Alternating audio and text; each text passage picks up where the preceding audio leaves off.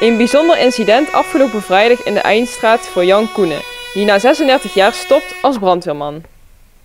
Afgelopen vrijdag, ik zat thuis, ik kreeg een melding van dienstverlening Eindstraat.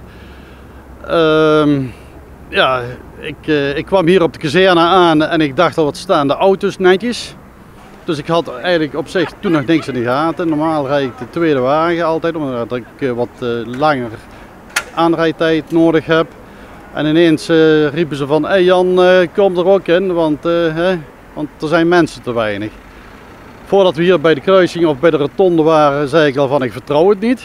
Dus dat heb ik een keer of 3, 4 gezegd onderweg. En op een gegeven moment moesten we prio 1 te plaatsen, want er was een auto tegen de boom.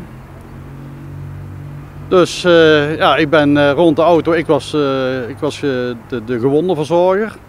Ja, en ineens zag ik de familie zitten. Dus toen was het eigenlijk het verhaal voor mij eigenlijk al af, maar wel leuk. De melding die Koenen kreeg, deed bij hem al vrij snel een belletje rinkelen.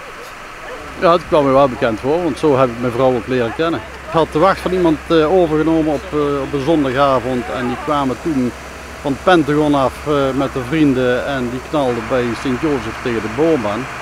Dus, en zodoende heb ik ze voor de eerste keer gezien. En van het een kwam het ander, dus ik ging toen ook nog wel eens regelmatig uit in het Pentagon. En dan kende ik iemand van de vrienden en zo kwamen we aan de praat. In zijn lange carrière is Jan al bij veel calamiteiten aanwezig geweest. Ja, dat zijn heel veel dingen. Verkeersongevallen, branden. Het is nooit leuk waar je terecht komt. Het is altijd ellende. Nooit geen leuke dingen. Kijk, achteraf, als je je vrouw dan leert kennen, nu mijn vrouw dan, dus dan is dat dan een hartstikke leuke uitdruk geweest. Maar ja, wat is leuk? Ja, het is eigenlijk nooit leuk. Maar die passie moet je wel hebben om mensen te helpen.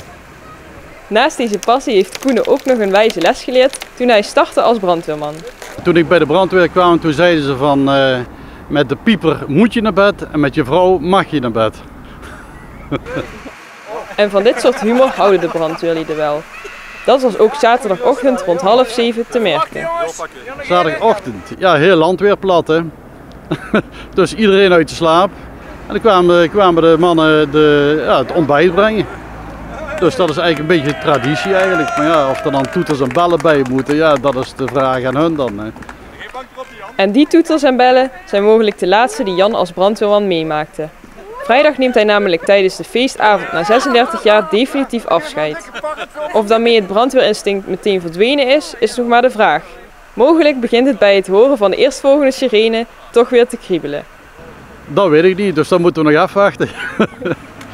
Dus je bent brandweerman en je blijft brandweerman in hart en nieren eigenlijk. Ook al ga je dadelijk, zeg je gewoon ik ga stoppen. Ik heb zelf mijn ontslag aangevraagd, dus de consequenties moet ik zelf maar nemen.